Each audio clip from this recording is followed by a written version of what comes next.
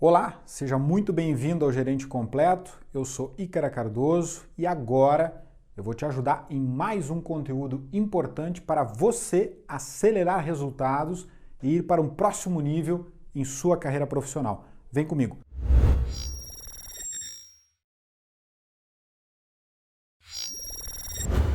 Preparei hoje aqui um conteúdo sobre PPR. Muitos gerentes não sabem nem como começar a criar PPRs. Exato. E se a gente for filosofar, o que tem de complexo em criar um PPR? Nada de complexo. Por quê? Porque o próprio nome diz, é participação por resultados.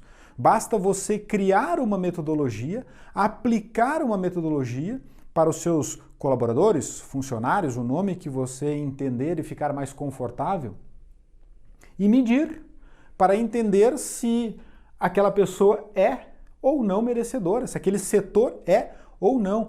E você pode criar uma política de participação de resultados, seja individual ou por setor, né, ou na empresa como um todo. Enfim, o que eu vou mostrar e trazer hoje aqui é uma proposta, não se esgotam todas as possibilidades, longe disso, é apenas uma possibilidade de você criar na sua empresa, no seu negócio, você como gerente, seja do RH, seja um gerente geral, seja um gerente de operações, seja um gerente financeiro, seja um gerente administrativo, não importa, mas você levar como possibilidade para uma reunião de diretoria, uma reunião, dizendo, olha, quem sabe a gente pode colocar esta política aqui? Ou adaptar, dadas um sequenciamento lógico que eu vou estar debatendo aqui.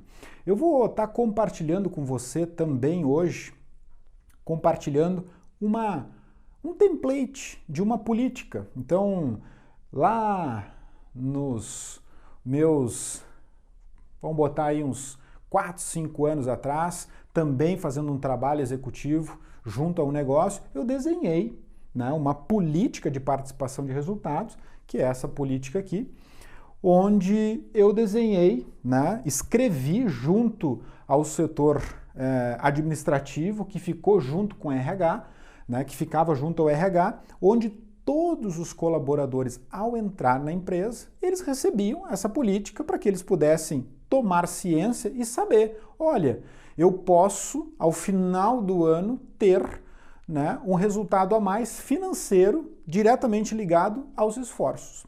E olha só, eu gravei um outro conteúdo onde eu falei sobre bonificação e comissão. Então não confundam aqui a bonificação mês a mês, o comissionamento mês a mês resultado com este conteúdo que eu estou mostrando aqui. Apesar deles serem parecidos, mas eu diria que eles são primos, não são nem irmãos, são primos. Vamos lá. Por que eu coloquei participação de resultado e sugeri essa metodologia? Porque eu vou criando aqui toda uma linha de raciocínio para você acompanhar da seguinte forma. Você há de convir comigo que todos os colaboradores, até mesmo por legislação, funcionários, o nome que você ficar confortável, como eu havia comentado, já têm um salário nominal. Então eles já possuem um salário nominal, ou seja, a pessoa recebe R$1.000, a pessoa recebe R$10.000, a pessoa recebe 20, 30 mil reais, recebe 12, recebe 5, não importa, mas vocês vão de convir comigo que o salário nominal dela, provavelmente, porque a lógica diz isso, está diretamente atrelado pela robustez, pelos esforços que a pessoa entrega e executa na organização. Então, se ela recebe R$1.000, é porque os desafios daquele cargo dão este pacote que é R$1.000. Se a pessoa recebe 5, é porque há uma exigibilidade maior em relação àquele de 1. E assim vai. Então, isso é importante porque eu estou trazendo aqui o 100% do nominal. Então, eu não sei quanto que vai ser o 100% do nominal daquela pessoa em questão, mas eu vou botar aqui, hipoteticamente, para ficar uma conta de 10, 100 mil, para a gente acompanhar a linha de raciocínio, eu vou dizer que este colaborador aqui, ele recebe R$1.000 por mês. Ponto. Para seguir uma linha de raciocínio. R$1.000. Então, o salário nominal, 100% dele, é R$1.000. Você há de concordar comigo, por uma questão lógica e da legalidade, que esta pessoa, não importa o setor dela, ela vai ter ao final do ano, o chamado 13º salário. Já é dela. Isso não é o patrão, o gerente, o dono, o nome que muitas pessoas... Não, é lei. É lei. Você precisa, né, reservar, né, no seu orçamento matricial, mês a mês, levar em consideração no seu projeto o 13º salário. Óbvio. Isso é óbvio, porque é lei. Não é questão de, eu não sabia disso. É lei. Você deveria saber se, né, gerente sabe disso. Então, neste exemplo, esse colaborador que recebe R$1.000 no salário nominal, eu fiz alguns gatilhos aqui. Então, aqui, quais são esses gatilhos que eu falei? Eu até coloquei aqui um sim e um não. Então, eu coloquei até aqui na política, que depois eu vou estar dessecando ela melhor, que na verdade ela é a textualização disso que eu estou verbalizando agora. Eu coloquei o seguinte, vem cá, essa pessoa teve advertência? Tá? Ela foi advertida formalmente, documentalmente pelo setor de RH? Vamos imaginar hipoteticamente que sim. Bom, se sim, ela não vai receber a possibilidade do seu 14º salário. Observem aqui que eu estou trazendo um gatilho que de fato eu apliquei isso. Por quê? Porque a advertência, ela pode ser sim, e até sugere-se, né, num sequenciamento, que a primeira advertência ela é verbal. Existe uma questão chamada feedback. Então, oportuno, também gravei um conteúdo falando sobre feedback. Não vou entrar em detalhes aqui, mas somente para seguir uma linha de raciocínio, quando o colaborador faz algo que não está adequado, é função da gerência, é função do gerente chamar essa pessoa em tempo e a tempo oportuno e dar o feedback. Olha, não foi legal a sua atitude ou não foi legal a sua forma de conduzir certa ação. Você deveria ter feito desta forma. Legal, isso é um feedback. Existe também um próximo nível que é a chamada de atenção formal. Olha, eu estou te chamando a atenção verbalmente aqui, individualmente, né? Não na frente dos outros, uma questão até ética e uma questão de liderança, né? Se elogie em público e chame a atenção no particular. Então o gestor, o gerente vai chamar individualmente a pessoa e vai dar uma advertência formal a ela. Pode sim, já que é uma advertência formal, verbal, dar junto até o RH. Chamar o gestor, o gerente do RH, um profissional do RH, junto depois e deixar, né, como um testemunho dizendo assim, estou chancelando aqui uma chamada de atenção, conversamos já a respeito, antes, né, conversa com a pessoa, mas deixar registrado essa advertência formal, que é interessante e importante. Mas nesse caso eu estou indo um passo além, eu estou dizendo não, eu já tive uma conversa de feedback, eu já tive uma advertência formal e agora eu estou dando uma advertência documental. Eu estou documentando uma advertência. Por algum motivo, por um mau atendimento a cliente, depois dessa série de feedback, né, eu dei o feedback para a pessoa, dei uma advertência verbal e agora dei uma advertência no RH. Mas, para que a gente não invista muito tempo aqui, a questão é o seguinte, caminho feliz. Qual é o caminho feliz? O colaborador não teve advertência no RH. Que bom, ou seja, nem queremos que isso aconteça. Tá? Então, se esse colaborador não teve advertência no RH formal por escrito, neste meu modelo que eu estou passando para você, aqui abaixo nesse link, você tem sim um direcionamento para que você possa fazer o download desse arquivo em Word, esse arquivo em Word que é literalmente um retrato fidedigno, escrito, textualizado, exatamente do que eu estou verbalizando aqui. Então, caminho feliz, esse colaborador, né? Vou botar aqui o Zé, né? O Zé que recebe R$1.000 na empresa, não importa o setor dele, administrativo, financeiro, comercial, ele está lá remando junto, não teve advertência no RH, e eu estou dizendo para o Zé, Zé, você tem uma possibilidade de ter uma participação no resultado da empresa. E como seria? E como será? Está aqui uma possibilidade. Você pode ter o seu 14º salário ao final do ano, nas mesmas condições do 13º. Ou seja, você vai ter todos a incidência, né, dos encargos. Então, isso é de novo, eu estou dando aqui uma possibilidade de PPR. Você pode dizer, não, eu quero fazer diferente na minha empresa. Faça do jeito que você quiser, desde que atenda à legalidade, para não ter problemas depois, tá? Então, olha só, eu vou dizer, neste meu exemplo, que 25% do salário nominal, que neste caso é R$1.000, depende do quê? Do volume de vendas da empresa. 25% depende do quê?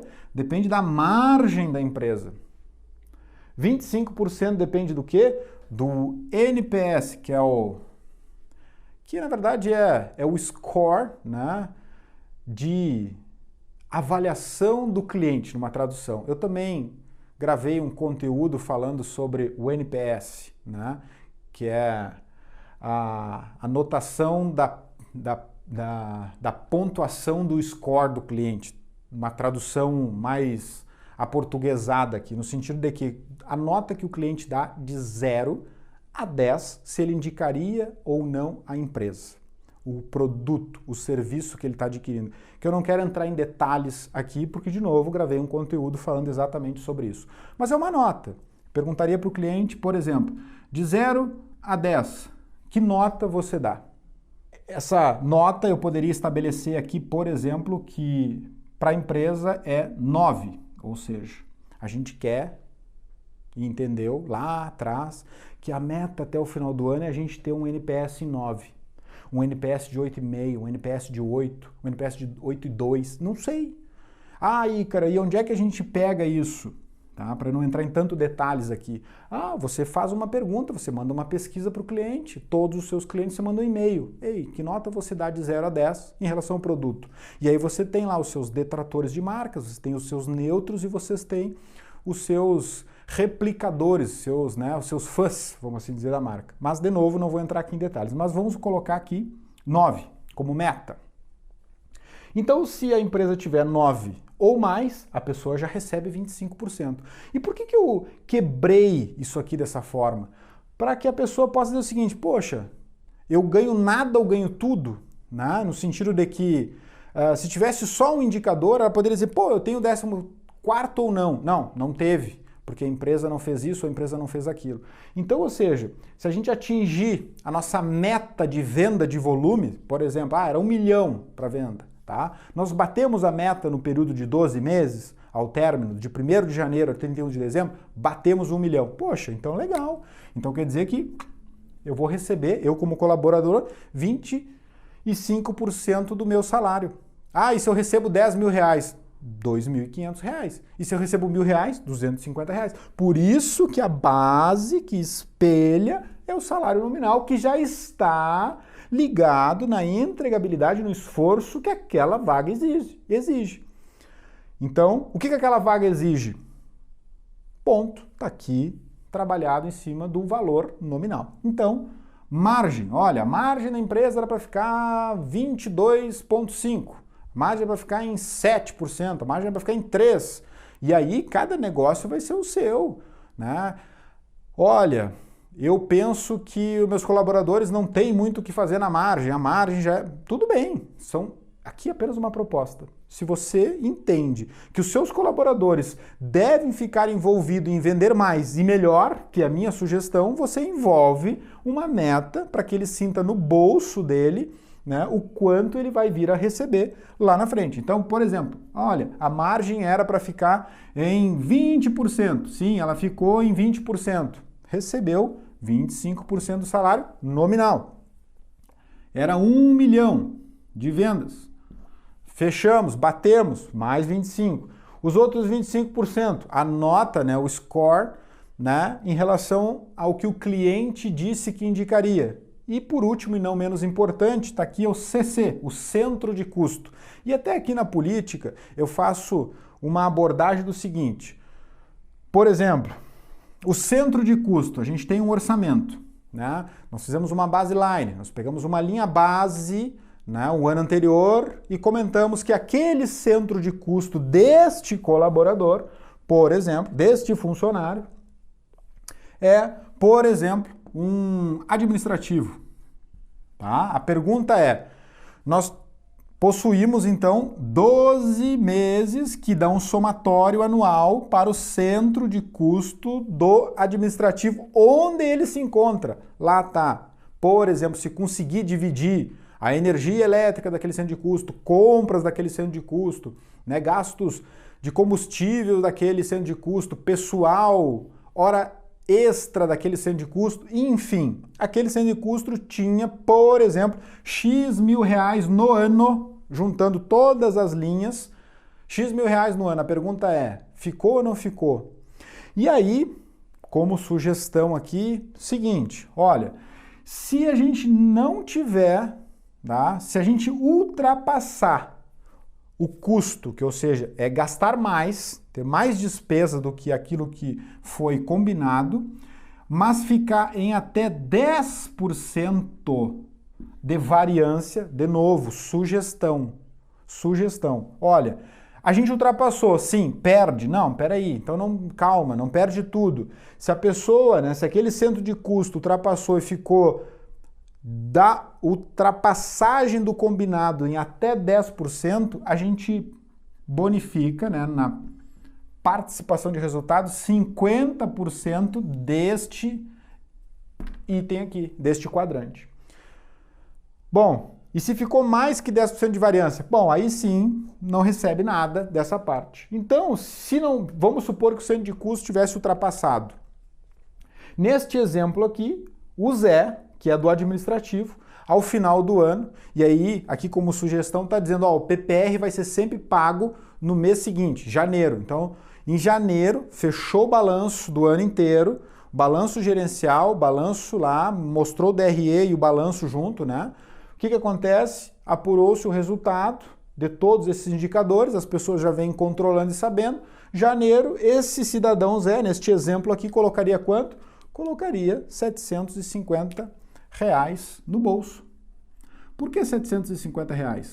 Porque ele recebeu aqui, aqui e aqui. Ou seja, ele não teve o gatilho do último, neste meu exemplo hipotético, no sentido de que o centro de custo teve uma variância maior que 10%. Acompanhe aqui comigo na tela a política. Então, se vocês observarem a política que eu desenhei aqui em Word, vocês vão ver que é uma política que atrela junto a questão de um orçamento matricial, né, e a participação para os resultados. Eu coloco ali a área de aplicação, a data de emissão, a versão da política, eu coloco os objetivos gerais da política, estabelecer normas e critérios para a elaboração do orçamento matricial e definir esse centro de custo, pacote, enfim. Então até eu fui algo a mais aqui até do que eu comentei, né, mas para que vocês entendam que ele vem, ou seja, nós estamos falando de PPR, participação de resultado, então ele está dentro de um guarda-chuva de orçamentação. Por quê? Porque se a empresa acredita que ela vai bater as metas e tudo aquilo que ela falou do NPS, da margem, do volume, do centro de custo são verdades, ela tem que colocar isso no orçamento. É por isso que eu trouxe a política orçamentária. Por quê? Para não estar descolado. Eu não posso resolver uma equação errada. Eu não posso ter uma política de participação de resultado que esteja descolada com o orçamento matricial da empresa. Por quê? Porque depois o empresário, né, o gestor vai ter surpresas. Por quê? Porque diz, pô, o PPR não estava no orçamento e a gente bateu, e agora como é que a gente resolve isso? Temos um 12avos de salário para pagar, que é o 14º, porque o 13º já estava na conta. Já estava na conta do orçamento. Então, ou seja, a política de participação de resultado, ela precisa vir dentro da política orçamentária da empresa. Por isso, voltando aqui no Word, eu coloquei ela dentro dessa política. Então, ali tem ali qual é a vigência dela, qual é a abrangência delas, as normas, né, dos pacotes, da análise de resultado. Então, é a textualização da minha verbalização daquilo que eu coloquei aqui. Você pode dizer assim, olha aí, cara, eu tenho uma ideia melhor para fazer PPR. Pô, legal, eu estou te mostrando uma, faz sentido, gostei desse teu escalonamento, mas a minha aqui ainda é melhor. Legal, adapta, faz um sistema híbrido. Então, participação de resultado, todo 5.3 ali, 5.4 o valor da bonificação, o cálculo, a composição do benefício, o mês de apuração, as partes interessadas, está ali um modelinho. Você ainda leva um modelinho de política que você pode, né, utilizando um template, utilizar para outros para outros tipos de negócio que você, para outros tipos de negócio não diria, para outros tipos de setores, né, no seu negócio, tá bem? Bom, essa política, lembrando, vocês podem baixar aqui no link abaixo nesse vídeo. Voltando, participação de resultados está no guarda-chuva de um modelo orçamentário. Não confundo participação com resultado com bonificação e comissão, que eu comentei, que eu fiz outro vídeo sobre isso. Aqui é um modelo, uma possibilidade para que você adeque e coloque na sua organização. E eu espero ter podido contribuir para que você melhore os seus resultados e que você vá para um próximo nível em sua carreira profissional. Deixe aqui embaixo os comentários daquilo que você entendeu, percebeu acerca do conteúdo que foi comentado aqui e me ajude com o seu feedback, de modo que eu possa estar trazendo novos conteúdos e melhorando cada vez mais os seus resultados para que você possa ir para um próximo nível na sua carreira profissional. Obrigado e nos vemos no próximo vídeo.